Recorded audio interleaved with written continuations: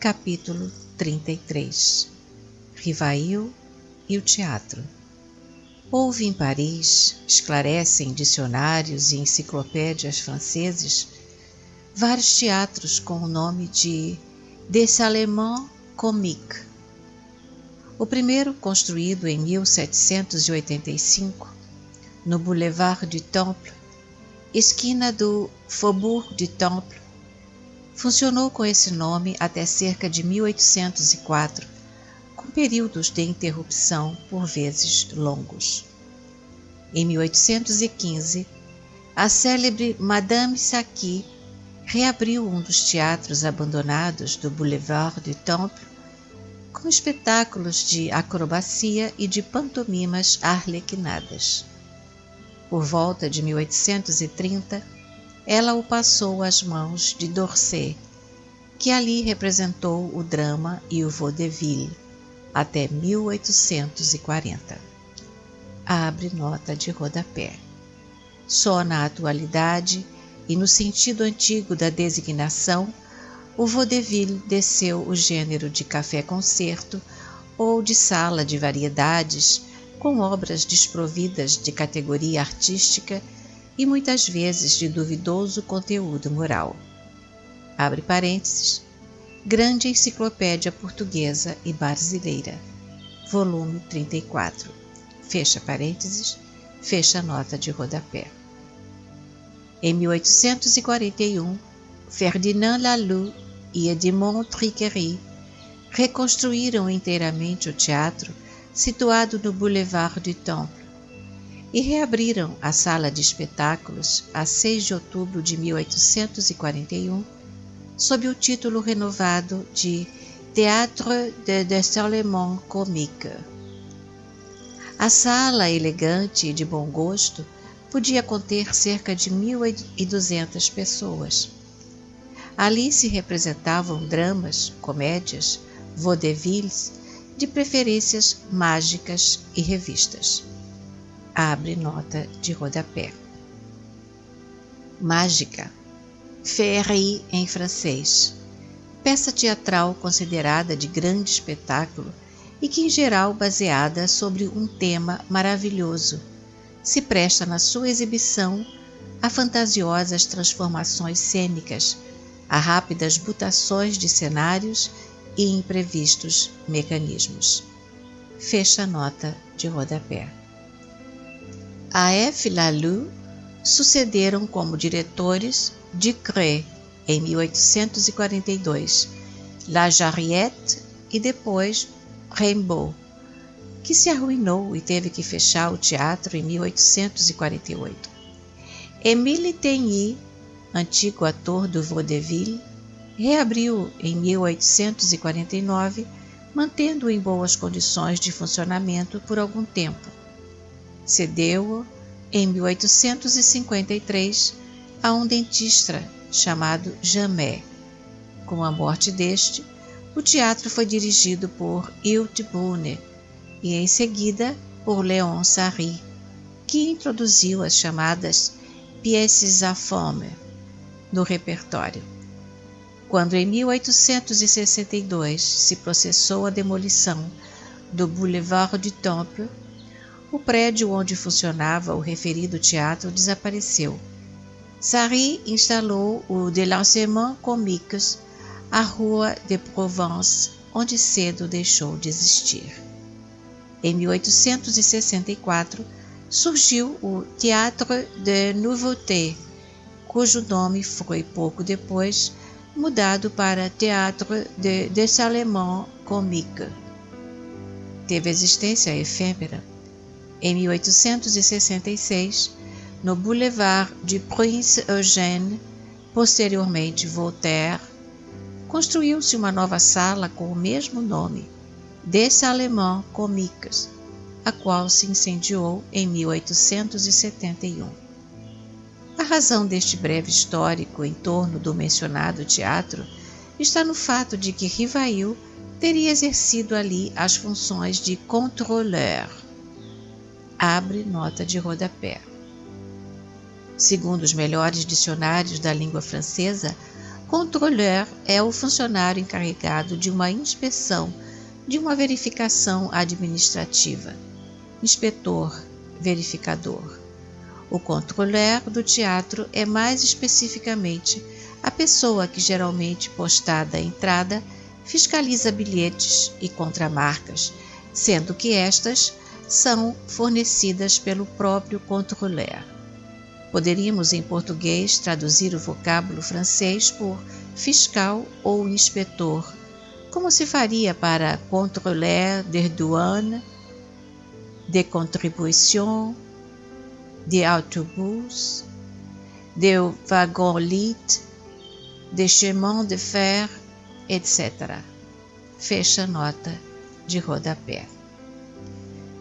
Esta informação partiu do jornalista René de Murzet, que escrevia em L'Illustration, famoso hebdomadário parisiense, e ela ganharia foros de verdade inconcursa na boca de céticos e adversários do espiritismo. Abre nota de rodapé.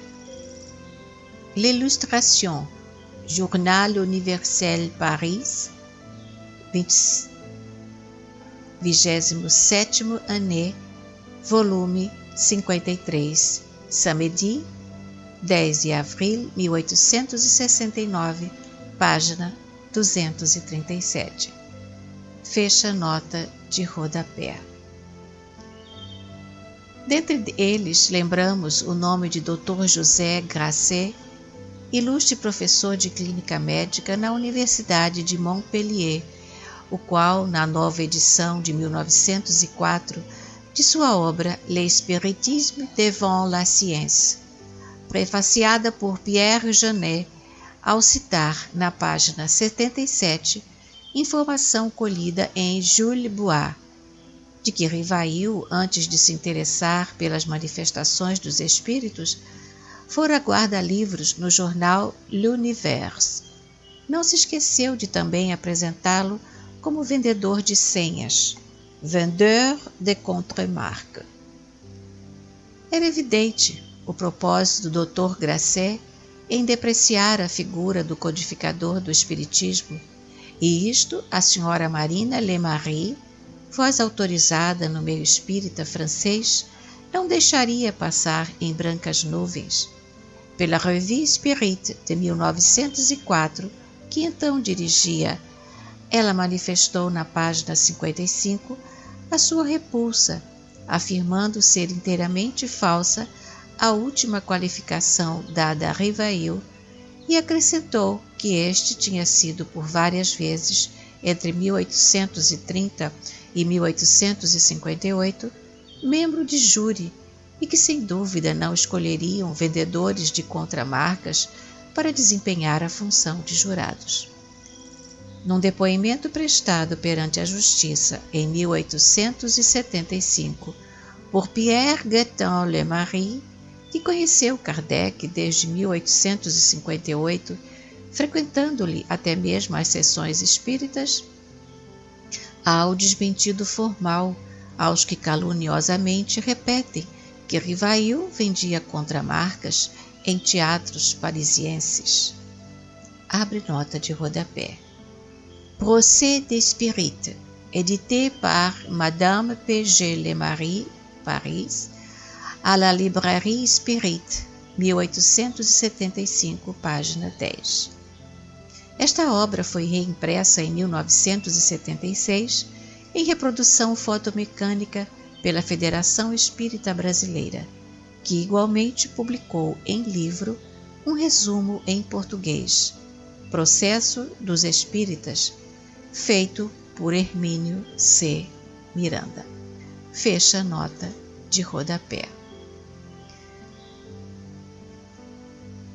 Lemarie afirma peremptoriamente que isto é um erro e explica o que de fato sucedera na época.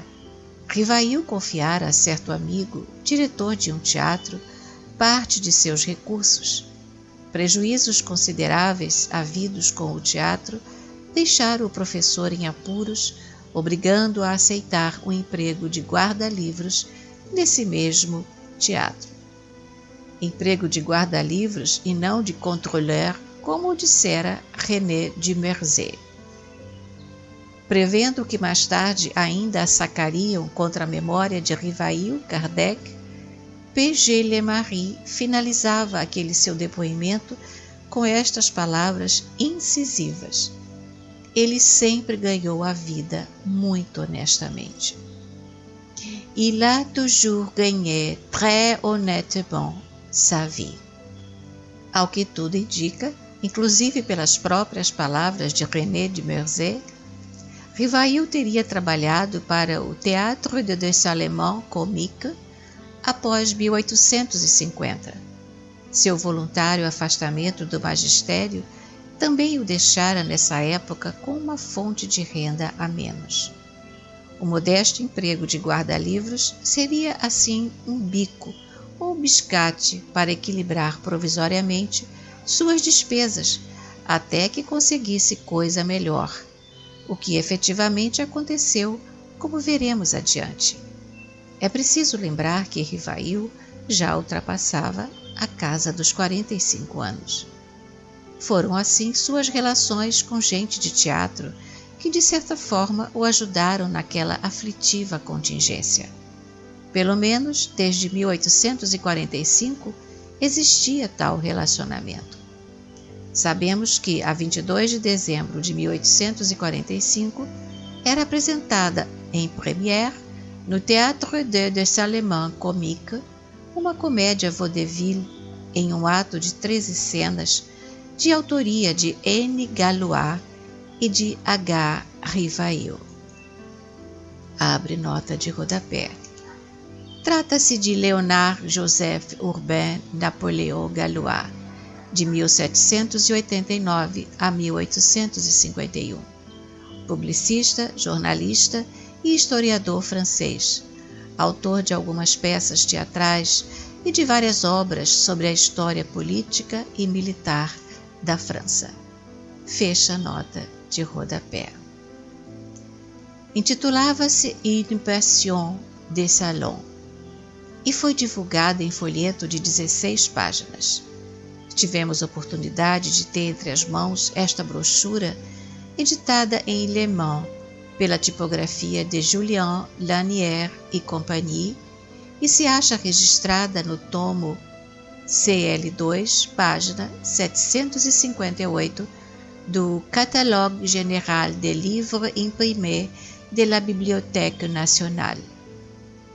Essa curta incursão de Rivail nos domínios da arte teatral, talvez a primeira e única, não lhe modificara em coisa alguma a vida normal de professor, e por um lustro ainda ele continuaria a dedicar-se às atividades pedagógicas com a publicação de novas e importantes obras nesse particular.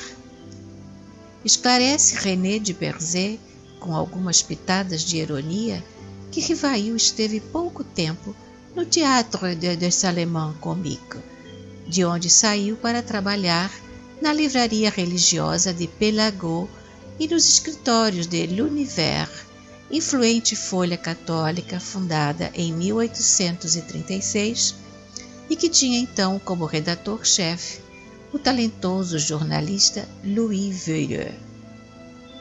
Estes 2 empregos de guarda-livros Rivail os teria ocupado por volta de 1853, pois, segundo o mesmo informante, era a época em que as mesas girantes faziam girar as cabeças de Paris.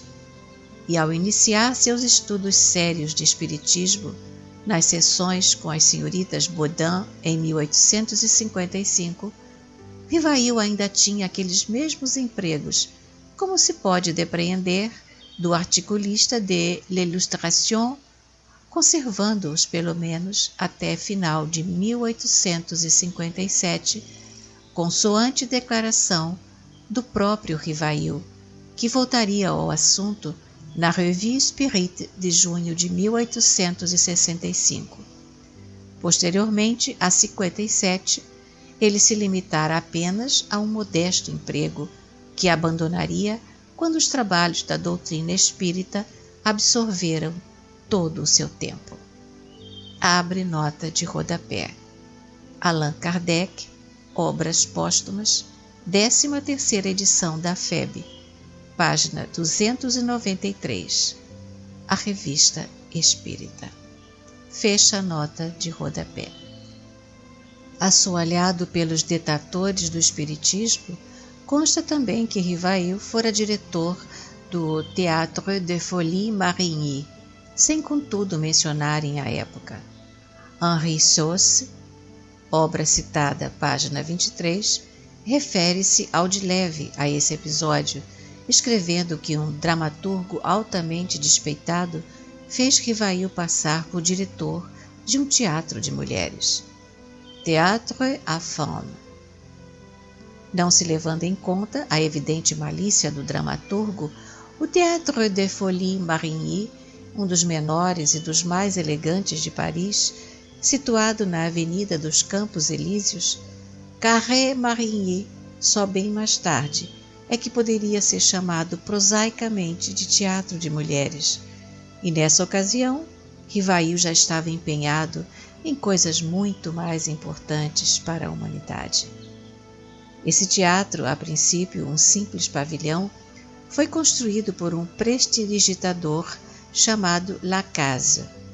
Pouco tempo depois da Revolução de 1848, segundo o Grand Dictionnaire Universel du século XIX, ou por volta de 1850, conforme escreve P.A. Touchard. Abre nota de rodapé. Pierre-Aimé Touchard, Grandes Heures de Théâtre à Paris. Librairie Académique Perrin, Paris, 1865, página 391, fecha nota de rodapé. Espetáculos de fantasmagoria, de prestidigitação e de física recreativa, physique amusante, eram ali exibidos. Com o passar do tempo, o movimento caiu e a sala ficaria desocupada. Em 1855, Jacques Offenbach transformou a sala Lacaze em teatrículo lírico com o nome de Buffet Parisien. Fechado em 1856, Deburau Filho reabriu-o em 1858. E surgiu assim o Teatro Deburau, onde era representada a pantomima e a opereta. De mãos em mãos, fechando e reabrindo, só em 1862, essa casa, sob a direção de Montrouge, ganhou o seu nome definitivo de Théâtre de Folie Marigny, nome que ela conservou até 1869. Aí se levava à cena o vaudeville e a opereta, não faltando nos últimos anos as revistas e as pièces à femme. Se Denisard Rivail exerceu alguma função ou cargo nesse teatro, não o foi como diretor ou gerente, e sua passagem por ali poderia ter se dado na sala Lacaze, quando o respeitável discípulo de Pestalozzi não mais se dedicava a trabalhos pedagógicos. Mesmo que se considerasse fora de toda dúvida a participação ativa de Rivail no Théâtre de Folie Marigny ou em qualquer outro, isto não lhe terá alterado um tio sequer do caráter e na reta conduta. E ante as insinuações maldosas de alguns anti-espíritas, tecidas em torno do caso, André Moreil chegou a comentar com muito acerto. Abre aspas. Como se esse episódio, sem significação alguma para a formação intelectual e humana de Denisard Rivail, tivesse a mínima importância na fundação do espiritismo científico. Fecha aspas.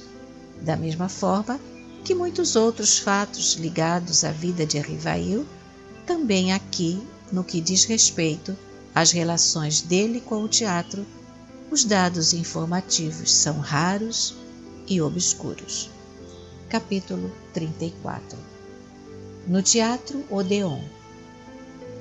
Logo no limiar dos seus estudos espíritas, Rivail conheceu aquele que seria um dos mais famosos dramaturgos franceses, Victorien Sardou. Abre nota de rodapé. Zeus Van Tuyl, As Mesas Girantes e o Espiritismo, segunda edição de 1978 da FEB, página 55. Fecha a nota de rodapé. O encontro entre os dois se deu na casa do Sr. Roustan, situada na rua Tiquetonne, número 14, onde a senhorita Jafé recebia excelentes comunicações mediúnicas. Sardou tornou-se grande amigo de Rivail e pouco mais tarde revelava-se como médium, de que deram mostra os desenhos estampados na Revue Spirit de 1858. Não é improvável que, por intermédio de Sardou, as relações do professor com gente de teatro se ampliassem. Isso em nada desprestigiaria nem desmereceria o caráter adamantino do futuro codificador do Espiritismo, que permanece impoluto pelos tempos afora. Desde a sua primeira mocidade, Rivail apreciava os espetáculos teatrais nos quais houvesse o espírito filosófico e moral. Em 1862, relembrou o enredo de curiosa peça a que assistira em Paris, cerca de 40 anos atrás, ou seja, por volta de 1822. Abre nota de rodapé. Revue Spirit, julho de 1862, página 198. Quanto à presença de Rivail na capital francesa em 1822, releia-se o capítulo 12, na página 78 deste volume. Fecha a nota de rodapé. Em apenas um ato, a peça se intitulava Les Éphémères e fora representada no célebre Teatro Odéon de Paris. Esta casa de espetáculos teve suas origens em 1782, quando começou a funcionar sob o nome de Teatro Francês, Théâtre Français. Só em 1797 recebeu a denominação de Théâtre Odéon. 2 incêndios o consumiram nos anos de 1799 e 1818, voltando a reabrir em 1819. Embora Rivail houvesse assistido à referida peça em tão recuado tempo, não na esqueceu jamais, pois retratava, segundo ele, o quadro da vida humana visto do alto. Abre aspas. A cena se passa no país dos efêmeros, cujos habitantes só vivem 24 horas. No espaço de um ato, vemo-los passar do berço à adolescência, à mocidade, à maturidade, à velhice, à decrepitude e à morte. Fecha aspas. Nesse meio tempo, se realizam todos os atos da vida em prodigiosa rapidez, o que não impede a eclosão de intrigas, de ambições desmedidas e da inveja, com todas as suas consequências desastrosas. Com essa peça, explica Rivail, o espectador é levado a refletir sobre a incompreensão e a tolice daqueles habitantes que tanto mal faziam entre si em tão pouco tempo de vida, ao invés de procurarem viver felizes, em harmonia e paz, sem os antagonismos gerados pelo egoísmo e pelo orgulho. Capítulo 35. Diplomas e recompensas. Vez por outra, Rivail apunha ao seu nome alguns dos títulos que lhe ilustraram a carreira magisterial. No Plan proposé pour l'amélioration, de 1828, ele apenas lembra sua condição de membro de várias sociedades sábias, sem contudo nomeá-las. Em seu discours prononcé à la distribution des prix du 1834, declara-se membro da Academia de Indústria, Académie d'Industrie. É, entretanto, no Projet de réforme concernant l'examen, publicado em 1847, que Rivail alinha maior número de títulos. Membro da Academia Real das Ciências de Arras, do Instituto Histórico, da Sociedade das Ciências Naturais de França, etc. Fundada por Jean Meyer em 1923, a Rua Copernic 8, em Paris, a Maison des Spirites conservava em seus arquivos, além de relíquias, retratos e preciosos documentos referentes a Kardec e a outros ilustres espíritas franceses, um dossiê com os títulos, diplomas e recompensas outorgados ao professor Rivail. Este dossiê e boa parte do resto desapareceram, pilhados pelos nazistas durante a ocupação alemã na Segunda Guerra Mundial. Abre nota de rodapé. La Revue Spirit, 1954, páginas 167, 168. Fecha a nota de rodapé. Membro efetivo e correspondente de muitas associações culturais e de caráter econômico, sociedades sábias, em sua maioria, Rivail evidenciou o interesse que tinha pelos mais variados assuntos que dizem respeito ao progresso de uma nação. Nas referidas sociedades, todos os membros, exceto os honorários, pagavam uma cota mensal ou anual estipulada pelos estatutos. Abre nota de rodapé.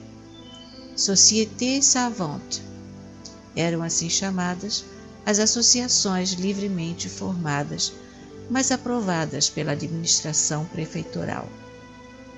Muitas delas posteriormente reconhecidas de utilidade pública e que tinham por mira levar adiante tais e tais estudos, desenvolver tais e tais ciências, favorecer tais e tais artes, fomentar tais e tais indústrias, objetivos geralmente indicados pelo próprio título da sociedade ou determinados pelos seus estatutos.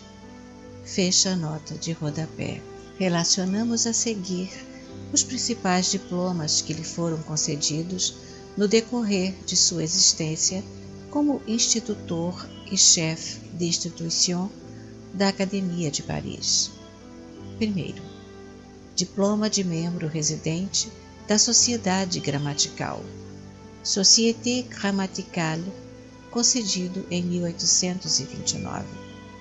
Foi fundada em Paris por François Urbain Domergue, notável professor e gramático francês, membro do Instituto desde a sua organização em 1795. Em 1793, todas as antigas academias haviam sido extintas. Formaram-se então várias sociedades científicas e literárias compostas de estudiosos, de ilustres filantrópicos e de alguns ex-acadêmicos. É assim que surgiu, em 27 de outubro de 1807, a Academia Gramatical. Colegas e ex-alunos de Domergue, chefes de instituição, a maioria, bem assim, filólogos de reconhecido saber, uniram-se a ele naquela empresa. Domergue presidiu-a até 1810, ano do seu decesso. Em 1816, Luís XVIII restabelece o nome de academia para as diversas classes do Instituto. Os membros da Academia Gramatical resolveram de comum acordo abandonar esse título, substituindo-o pelo título mais modesto de Sociedade Gramatical.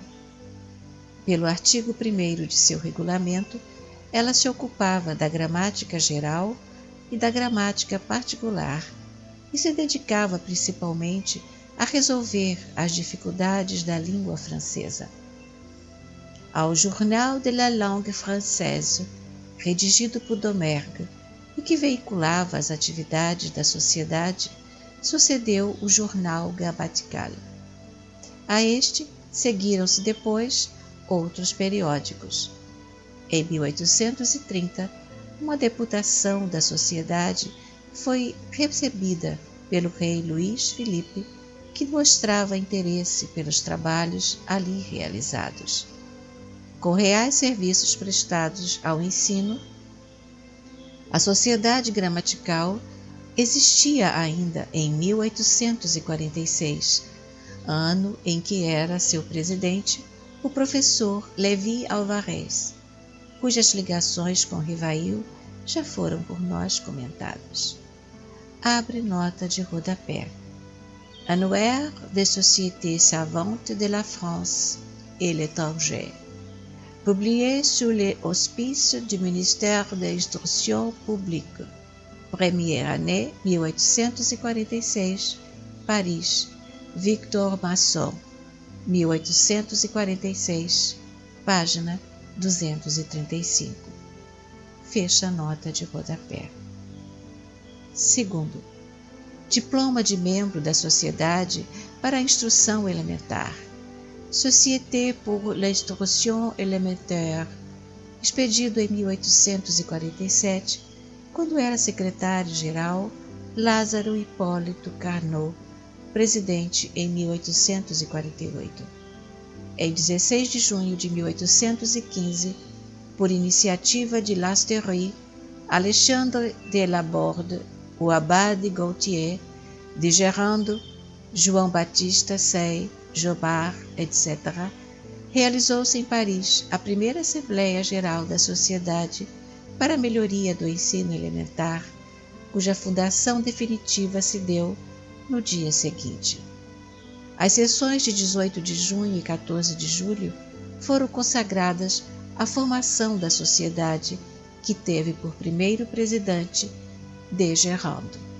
A sociedade prestou assinalados serviços à causa da educação popular, tendo contado entre seus membros as mais destacadas personalidades francesas e estrangeiras, ligadas à instrução e à educação, inclusive Pestalozzi, membro correspondente. De acordo com seus estatutos, a sociedade também se propunha fundar escolas, editar obras de ensino, conceder medalhas e prêmios. Tinha como órgão o Journal d'Éducation Populaire. Era favorável ao ensino primário obrigatório, que teve em Jomard um ardoroso propagandista. Este homem de ciência foi, durante 47 anos, uma das mais vivas personificações da referida sociedade. Terceiro, diploma de membro fundador da Sociedade de Previdência dos Diretores de Instituições e Pensões de Paris. Société de Prévoyance de Chefs d'Institution e de Maîtres de Pension de Paris. Constituída em 1829 por 41 diretores de instituições e pensionatos da capital francesa, entre os quais figuravam, além de Rivail, os nomes de Palissy Deulles, Masson, Barbet, Bourdon, Chatagnier, Landry, Delano, Loriol, Mouron, Favart, Duprat, Jubé, etc., a sociedade destinava-se a socorrer os membros dessa classe quando estivessem necessitados financeiramente, quer por velhice, quer por doença ou outra infelicidade momentânea. Quarto, diploma da Sociedade de Educação Nacional, Société d'Éducation Nationale. Constituída por diretores de instituições e pensões de toda a França e até mesmo das colônias. Abraçou um campo de atividades muito vasto, organizada em 1º de janeiro de 1831, em substituição à Sociedade de Previdência de Paris. Cessou de existir em 1843, mas logo renasceu, nesse mesmo ano, com o nome de Société de Chefs d'Institution, que ganhou existência oficial em 1847. Quinto, diploma do Instituto de Línguas, Institut des Langues, fundado em 1837, com sede em Paris. Presidente, Conde Lepelletier d'Aunay, que em 1834 foi vice-presidente da terceira classe, História das Línguas e das Literaturas, do Instituto Histórico, no qual, ainda em 1846, continuava como membro residente. Membre résident. Existiram na mesma época 3 condes com o nome de família Lepelletier d'Aunay, conforme o registra o tomo 65 do Catálogo Geral da Biblioteca Nacional de Paris. Não sabemos qual deles fundou o Institut des Langues. Sexto, diploma da Sociedade das Ciências Naturais de França, Société des Sciences Naturelles de France, em 1835, quando o presidente, o sábio naturalista Geoffroy Saint-Hilaire. Sétimo, diploma de membro correspondente da Sociedade Real de Emulação de Agricultura, Ciências, Letras e Artes do Departamento do Ain. Société Royale d'Émulation d'Agriculture, Sciences, Lettres et Arts du Département de l'Ain, outorgado a Rivail em 1828. Estabelecida em Bourg e uma das mais antigas da França, a referida sociedade foi reconstituída em 1801 por decreto consular, quando então tomou o título e o caráter de sociedade departamental. Reconhecida por decreto de Luís Filipe em 18 de outubro de 1829, ela passou a gozar das prerrogativas associadas ao título de Sociedade Real.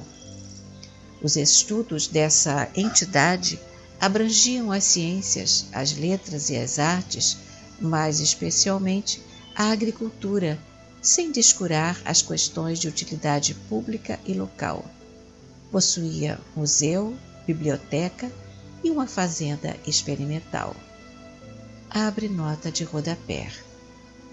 Annuaire des Sociétés Savantes de la France, 1846, página 366.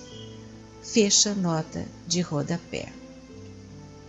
Oitavo, diploma de membro da Sociedade Promotora da Indústria Nacional, Société d'Encouragement pour l'Industrie Nationale, fundada em Paris em 1789 e reorganizada em 1802 por vários homens de ciência e filantropos como Berthollet, Brillat-Savarin, Delessert, Chaptal, Desjardins, de Lasteyrie, Montmorency, José Montgolfier, Jomard, etc., reconhecida de utilidade pública pelo Decreto Real, Ordonnance Royale, de 21 de abril de 1824.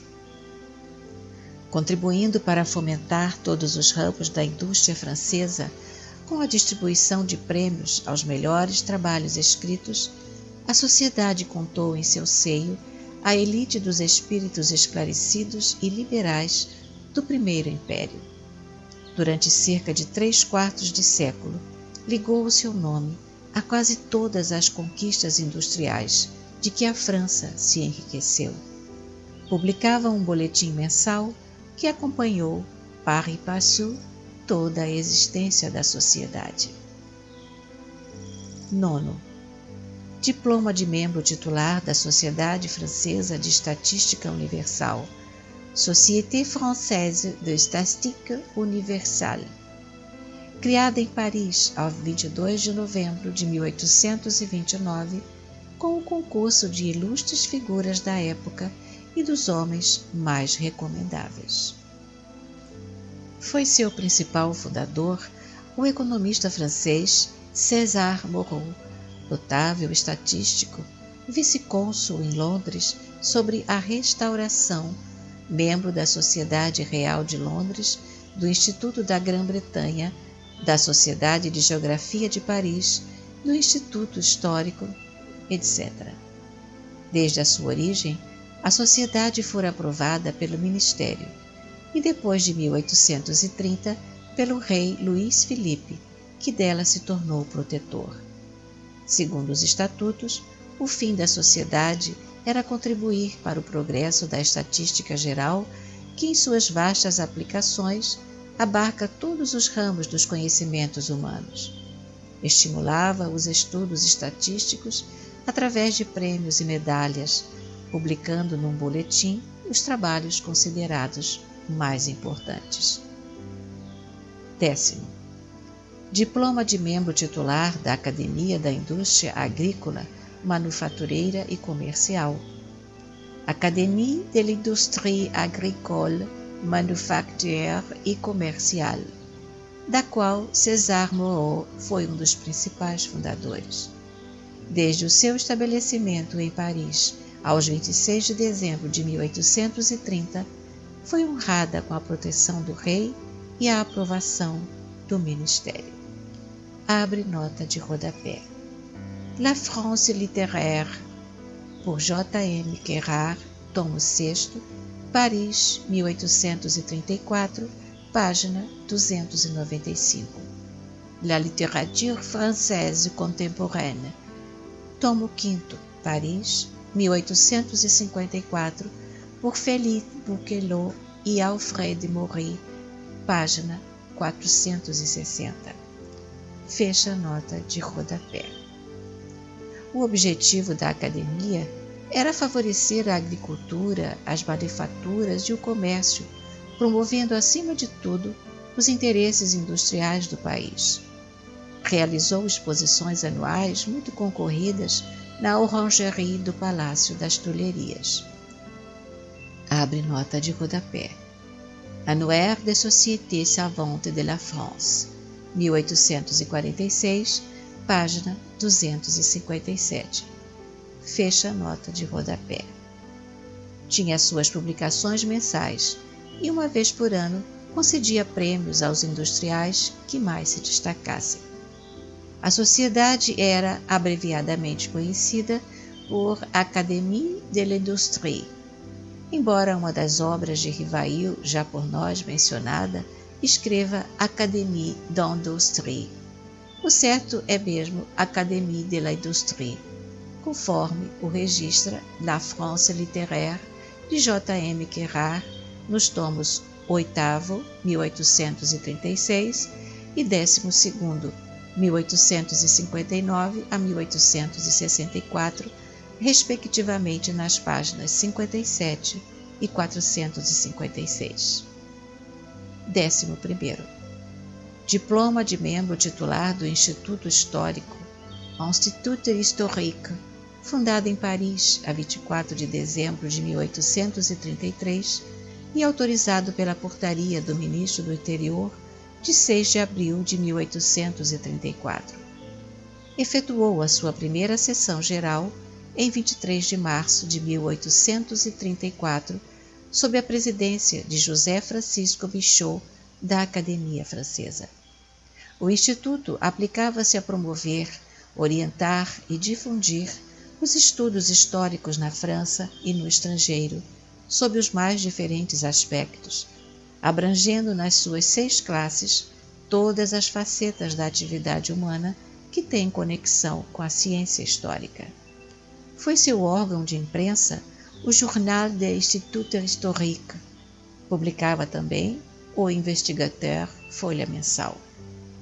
Da relação dos membros componentes do Instituto, datada de 31 de dezembro de 1834, entre os nomes mais representativos da cultura francesa, bem assim alguns do estrangeiro, inclusive do Brasil, já figurava o de H.L.D. Rivail, como membro titular da 4ª classe. História das Ciências Físicas e Matemáticas, cujo presidente era então o coronel Bory de Saint-Vicente, da Academia de Ciências, tendo por vice-presidente J. Boileau, da Academia de Medicina, professor na faculdade. Abre nota de rodapé. Journal de l'Institut Historique, tome première année, Paris, à l'administration de l'Institut Historique, 1834, página 319. Fecha nota de rodapé. Eram titulares, segundo os estatutos, os associados que residiam em Paris e cooperavam nos trabalhos do Instituto. Em 1845, último ano que nos foi possível apurar, Rivail continuava como membro da mesma classe, então transformada em terceira e com designação mais extensa. História das ciências físicas, matemáticas, sociais e filosóficas. Abre nota de rodapé. Annuaire des Sociétés Savantes, 1846, página 269. Fecha nota de rodapé. Nessa mesma época, Lévi Alvarez figurava como membro da primeira classe, História Geral e História da França. Dom Pedro II, imperador do Brasil, foi um dos membros protetores do Instituto Histórico. 12º. Diploma de membro da Academia de Arras, concedido a Rivail em 1831 pela sua vitória num concurso sobre ensino e educação promovido pela mesma academia. A senhora Marina Lemarie faz menção de uma medalha de ouro com que ele também fora premiado. Abre nota de rodapé. Revue Spirit, 1904, página 54. Fecha nota de rodapé. A referida academia, cuja existência remonta ao ano de 1737, recebeu em 1773 o título de Académie Royale des Belles-Lettres. O decreto da Convenção, que suprimiu todas as sociedades sábias, atingiu igualmente a Academia Real de Arras. Em 1817, foi restabelecida a antiga academia, agora sob a denominação de Société Royale d'Arras pour l'encouragement des sciences, des lettres et des arts, simplificadamente conhecida por Société Royale d'Arras. Em 1831, essa Société Savante do departamento de Pas-de-Calais passou a aparecer com o título Académie d'Arras, Société Royale des Sciences, des Lettres et des Arts, e pelo menos durante uma década, até onde nos foi possível pesquisar, as suas memórias saíram publicadas com o mesmo título acima. A sociedade em pauta tinha por fim fomentar o cultivo das ciências, das letras e das artes, incentivar a emulação, despertar a atenção dos estudiosos para as questões que interessavam mais particularmente a França, etc. Todos os anos propunha a distribuição de prêmios para questões de utilidade pública, de moral, de economia social, de história ou de arqueologia e para peças de eloquência e de poesia. Esses prêmios consistiam em medalhas de ouro e, se a obra digna de recompensa apresentasse defeitos, às vezes a Academia concedia ao autor apenas menção honrosa. Composta de membros residentes em número fixo, a Academia tinha limitado número de membros honorários e correspondentes.